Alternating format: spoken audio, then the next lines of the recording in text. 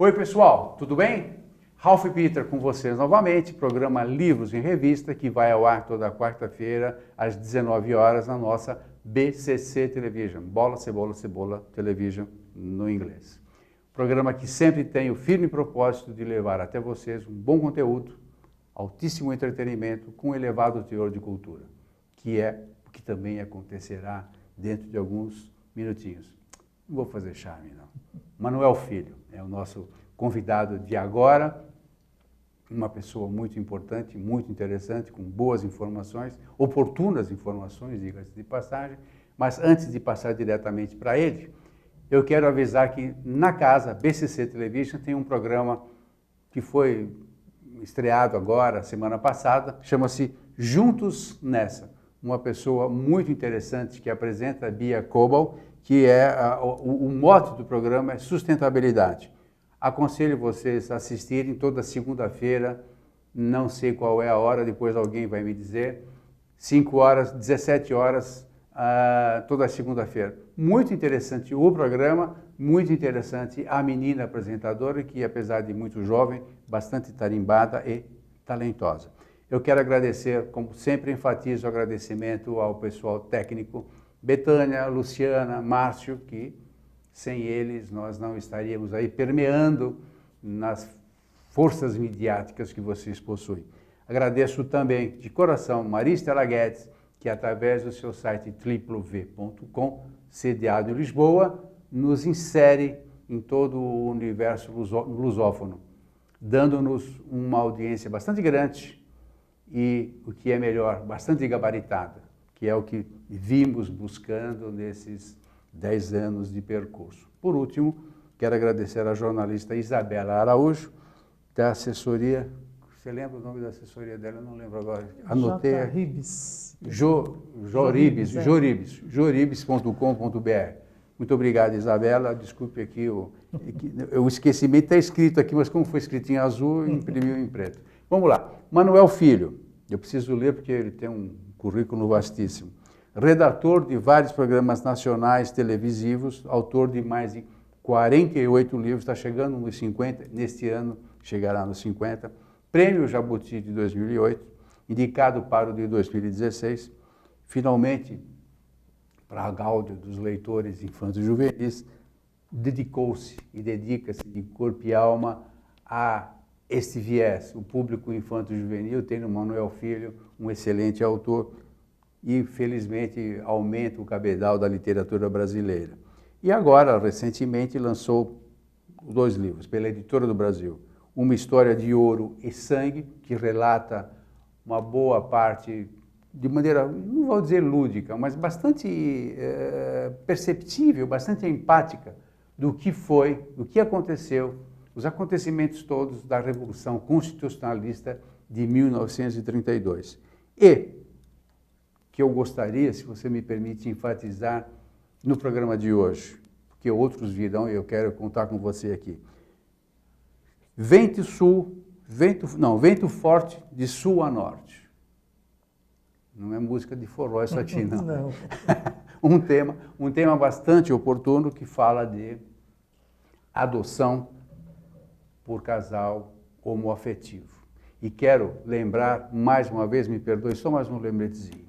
O programa Livros em Revista não tem viés religioso, de cor, não tem viés político. Em suma, nós não temos a necessidade ou uma bandeira. A nossa única bandeira é bom conteúdo, principalmente honesto, que é o caso do senhor Manuel Filho. Muito obrigado por ter vindo. Agradeço muitíssimo, sei o quanto você até já está atrasado para ir embora. Não, de maneira alguma, estou aqui de corpo e alma. Muito obrigado, muito obrigado. Obrigado mesmo por ter vindo. Olha, você tem uma maneira muito interessante de se relacionar com o público infantil. Lendo o livro, eu consegui me enquadrar em alguns, e já estou... Bom, dizem que agora eu já estou na fase ao contrário, né?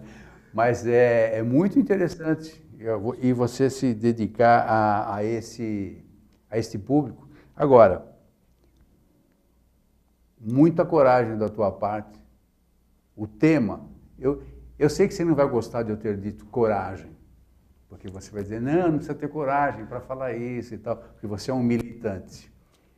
Mas escrever da maneira como você escreveu, e gostosamente, diga-se de passagem para ler, sobre a menina adotada por aquele casal, é um gesto de grande coragem, em função de que nós estamos ainda numa sociedade que meio não sabe se aceita essa condição ou não. Já estou falando do livro, né? Eu sou um cara mal educado. Que bom, não, mas é bom falar do livro. Vamos lá, desculpe. Não, mas eu julgo, geralmente, realmente eu julgo você com bastante talento e muita coragem. Quanto tempo de estrada? Eu estou escrevendo desde uns 14 anos, por aí, que eu escrevo livro, né? Em primeiro lugar, eu queria agradecer, né? Eu acho que estar num programa que fala de livro é muito raro, é muito importante.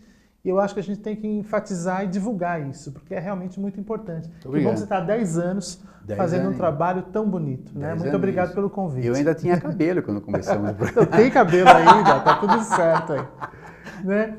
Eu acho que é o seguinte, eu como ser humano, eu gosto de olhar para o meu semelhante e ver o que é que o aflige. Não estou falando de uma maneira hipócrita, né? Eu vivo cercado de pessoas de todos os tipos, felizmente, né? E algumas coisas chegam até mim de uma maneira que me toca muito profundamente, e isso fica lá comigo. Em algum momento eu sei que isso vai virar uma história. O Vento Forte, o que aconteceu com esse livro? Eu tenho um amigo que é professor de violão, né? E um dia eu estava lá, ele é músico, a gente toca junto, e ele começou a me contar uma história que aconteceu numa aula dele com uma criança. Ele estava dando aula para uma menina, tal, e o pai dessa menina chegou para levar a menina embora. E esse meu amigo tem um filhinho da mesma idade da menina. Aí esse pai perguntou para ele, eu gostaria de convidar o seu filho para ir na festa de aniversário da minha filha. Você deixa? Você permite? Aí ele falou, permito, sem problemas. Mas eu preciso te contar uma coisa. Esse homem falou que ele era casado com outro homem. E tem pais que não permitiriam que a criança fosse à casa dele, né? Eu fiquei tão chocado com isso, porque eu acho o seguinte, em que momento que alguém vai convidar uma criança para uma festa de aniversário que vai relatar sua vida marital para a pessoa que está sendo convidada? Quer dizer, eu achei isso muito sem cabimento. Eu falei, é uma criança que vai a uma festa de aniversário, só isso, né? E essa ideia ficou dentro de mim, tanto que eu a coloco no livro de uma maneira muito discreta. Ela não é o principal do livro, mas eu quis colocar essa historinha lá. Então, isso me chocou, essa situação de por que a coisa precisa ser assim. Não há nada de diferente. Aliás, pelo que eu me lembro, desculpa, só um parênteses. Sim. Pelo que eu me lembro, por isso que as festas da menina tinham muito mais adultos do que crianças. Exatamente. Então você começa a pesquisar, a conversar com outras pessoas para ver os desdobramentos que acontecem.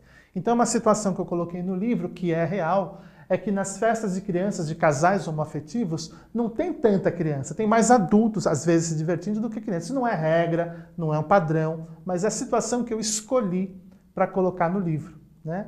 Então, porque a própria menina, ela vai aprendendo a viver a vida dela, porque ela passa por 3 tipos de preconceitos.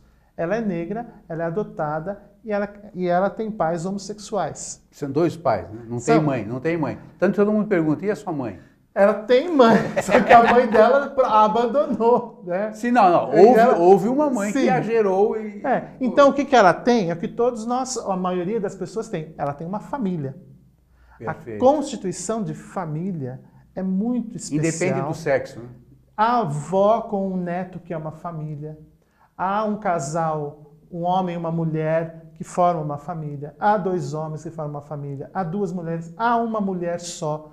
Então, a constituição de uma família, há famílias multiafetivas, que um grupo cuida de muitas crianças. O conceito de família é mesmo o conceito de amor, né?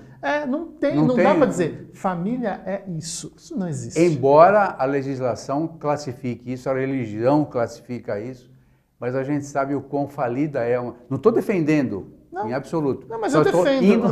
Eu sei disso. Não, mas na minha qualidade eu não posso defender, Sim. mas só estou analisando o que você está falando.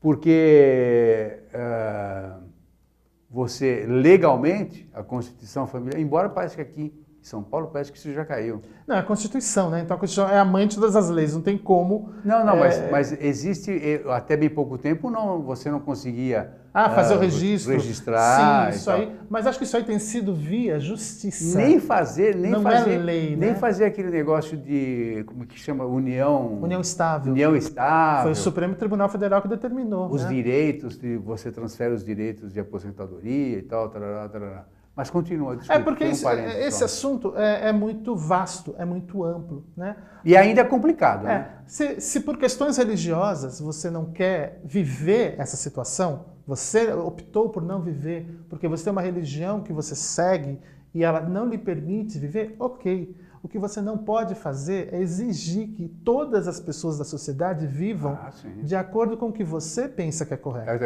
Eu sou perfeito, os outros não são. Siga a sua religião, faça o que você achar que é bom para a sua vida. Agora, eu exigir que todo mundo se vista de abacate na rua porque eu acho que abacate é legal, não está sendo democrático. Ia ficar sem graça, inclusive. Ia ficar chato, né? Então, eu acho que o conceito, a gente pode situar isso, que é uma família. Né? Há coisas que eu acho muito bonitas em escolas, porque, até posso te falar, esse caso aconteceu recentemente com uma amiga minha. Ela ficou viúva e ela tem 2 crianças pequenas, tá? 2 meninas. E ela falou estava se aproximando do Dia dos Pais, por acaso, e as meninas não queriam participar da festa, do evento do Dia dos Pais, elas não queriam participar. Só que como elas iam às aulas diariamente, elas foram forçadas a participar dos ensaios. Isso foi completamente desnecessário. Então há escolas que ainda mantêm o Dia do Pai e o Dia da Mãe. Mas há muitas escolas que já criaram o Dia da Família, que eu gosto muito disso. Perfeito. Porque o Dia da Família, todo mundo é abraçado. E o Dia da Família pode ir a tia, o avô, quem for sua família. Né? Porque você dizer que você não tem pai, então você não tem uma família completa. Não é correto isso. Até porque isso exclui, né? Exclui. E eu acho que a gente pode, como sociedade, abraçar. Quer dizer, a pessoa, no caso da filha da tua, ela perdeu um pai e ainda recebe um carimbo, né? Pois é. Você incompleta.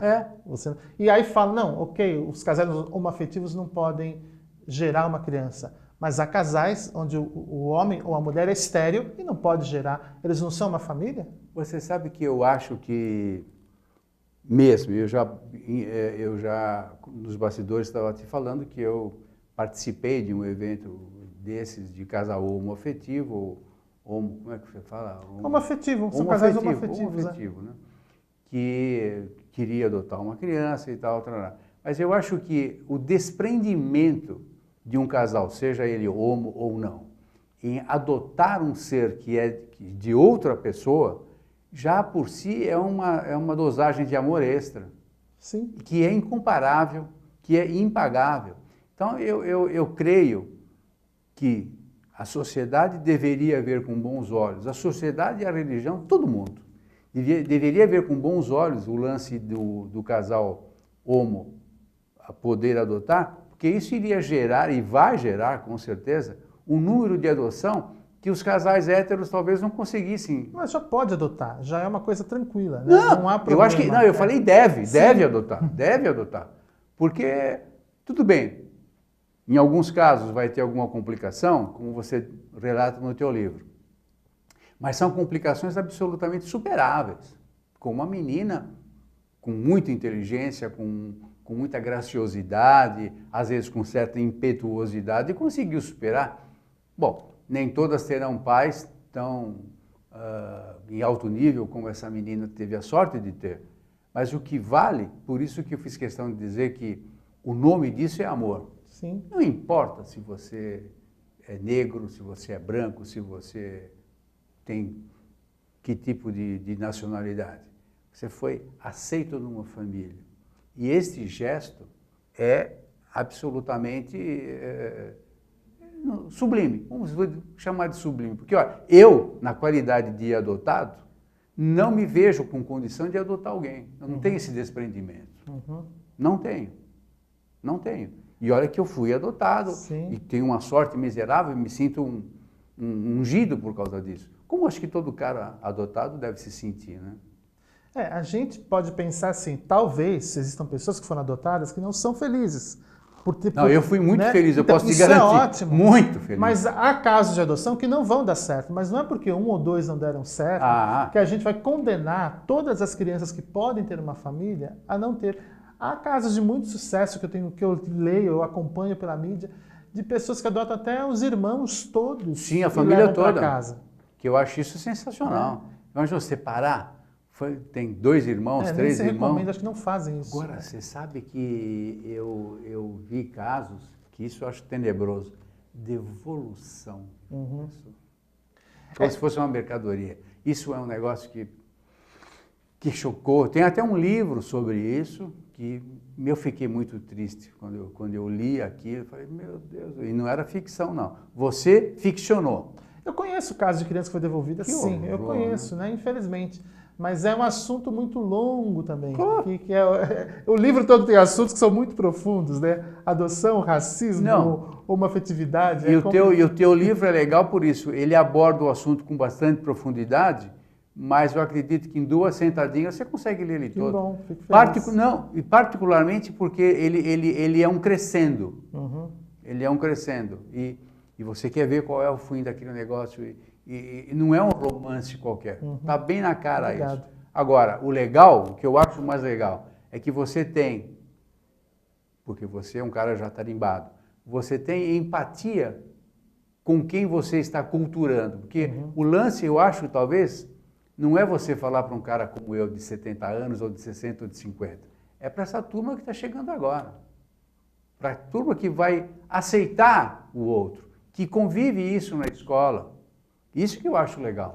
O que eu acho importante, principalmente na literatura infanto-juvenil, que é de fato de bastante qualidade, a produção do Brasil é muito boa, é que você está falando com um público que está se formando. Né? Você tem um momento muito poderoso. Com qualquer pessoa que você venha a conversar, e se você perguntar para ela, você lembra de algum livro com carinho que você leu? Certamente você vai voltar para a sua infância. Você pode lembrar da Cinderela, da Branca de Neve, do Saci, de algum livro infantil que te marcou profundamente. Gerações estão marcadas pelo Harry Potter, que é um livro que parece que trata de uma temática para criança, mas ela conseguiu com o livro dela atingir qualquer idade.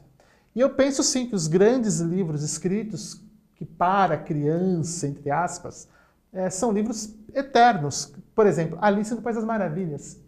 É um livro que pode passar mais 200 anos. E toda vez que você ler, você vai achar algo diferente. Algo diferente. É incrível, né? É uma história muito bacana, é muito lúdica. Sempre vai ter alguém fazendo um filme sobre Alice. Porque é um grande livro. Mas aí já é um poder da mídia também, né? É um grande livro, tudo bem. Se não é um grande livro, ele não sobrevive a 100, 200, 300, 400 anos. Por que a gente fala de Shakespeare até hoje? Porque Shakespeare, ele fala... não é uma história que ele escreveu, não, ele fala da gente como ser humano. Ele toca nas nossas... você pode colocar o que você quiser, o celular mais moderno, o computador. Mas as emoções, se você falar aquilo com qualidade... A pessoa está lá, né? Você vai se reconhecer naquela história. Né? Eu sempre recomendo a leitura do Rei Lear. Aquilo ali fala tudo. É muito bom. Agora, justamente, o teu livro, talvez ele não venha... para se secularizar, não. Mas ele vai ser lembrado por muito tempo. Até porque não depende de mim isso, né? Eu acho que depende das pessoas, se elas vão querer ler o livro, se elas não vão querer, né? Então eu escrevo porque eu amo escrever. Agora, o que vai acontecer com o livro no futuro, eu não sei. Mas eu acho que justamente esse é o ponto, por isso que eu fiz questão de te convidar. Porque ele é de fundamental importância no entendimento, principalmente na aceitação. Porque normalmente, em qualquer situação, quando você consegue entender o problema do outro, você fica melhor. Pelo menos, justamente na poeira de estrada que eu tenho, eu consegui entender isso. Não é fácil entender isso, não é fácil chegar a essa conclusão. Assim como não é fácil aceitar. Eu sei que não é fácil. Não é. Senão... Uma menina negra vivendo com 2 homens. Não é fácil aceitar. Mas se não houver trabalhos como o seu e Desculpe o Corpo Presente, se não houvessem pessoas com a coragem que você tem de lançar, de escrever, de ficcionar uma história, que hoje está gracejando por aí, é que a gente não levanta o tapete para ver. Muitas vezes está encoberto lá e tal. E você trouxe isso a público. o teu comprometimento, a tua ajuda valiosa para que nós entendamos isso também é absolutamente impagável. Então, o teu livro será lembrado sim nas escolas, os pais, eu aconselho que comprem, porque qualquer tipo de religião que você tenha, por qualquer convicção que você tenha, é algo que nós temos que enfrentar, que nós temos que entender. Gente, a diversidade está aí, felizmente, todos nós somos diversos, e a diversidade de um, amanhã pode ser a minha, ou eu tenho que entender a diversidade dele, senão ele não vai entender a minha. E é assim que a coisa tem que funcionar. Então, o teu livro vai ser uma mola propulsora desse entendimento absoluto, pode ter certeza disso. Eu fico muito feliz, porque eu acho que se um livro, uma história que a gente pensa, um livro que a gente coloca no mundo, que vai me acompanhar para sempre. É o teu filho, é mais um filho. Se ele puder proporcionar algum bem para as pessoas pensarem, serem mais amáveis, mais amigas, melhorar um pouquinho o mundo, já está bom. Eu acho que não precisa nem ser amiga, mas quando você justamente passa na rua e vê uma criança negra ou branca, na mão de 2 homens ou de 2 mulheres, e você não torceu o nariz para isso, já é um grande negócio. Não precisa ir lá abraçar a pessoa. Que bom que você adotou. Não é aí, pô. Mas o fato de você entender, sem torcer o nariz, ou como no teu livro, meu pai falava isso, falava aquilo, que quando é o Otávio, né? Sim, o Valmir e o Otávio. Que ficou pensando como é que ele ia ser aceito, que o pai ia lhe encher de porrada porque o pai era metido a machão e tal, não sei o quê. E essa é uma situação absolutamente diuturna, pô. Sim. E vai acontecer muito mais. Só que é bem provável que não com tanto sofrimento. Olha, sinto muito, a minha inclinação sexual é outra, até logo, eu vou viver a minha vida. E a mãe e o pai vai ter que falar, estamos juntos. Quando eu quero dizer de amigo, não é, mas é ter uma sociedade amigável. Uma sociedade que ela não olhe com ódio para as pessoas por causa de coisas, de cor, de religião, não. É ok, mas você tem espaço para todo mundo. Mas, Manuel, veja só uma coisa. Nós hoje matamos porque o outro é palmeirense e eu sou corintiano. Sim. Então, isso é mundial, não é brasileiro. O brasileiro é uma barbárie já. Não, isso é uma barbárie, já é um retorno, se é que um dia houve tanta barbárie, se é que você pode considerar barbárie, porque esse cara é uma besta. Não, besta não faz isso. Besta não bate em mulher. Sim. Não é? Então, enquanto nós estivermos nessa de o outro tem opinião diferente da minha, eu vou lá, dou um tiro nele, eu dou-lhe uma surra e tal, não sei o quê, vai ser muito mais difícil a gente aceitar a homoafetividade. Daí é que surge o que nós estávamos discutindo lá fora, a parada gay, para chamar a atenção pela diversidade e tal, tarará. Eu acredito que vai demorar ainda umas 2 gerações para a gente infelizmente você tem o ódio que vem muito junto com a ignorância.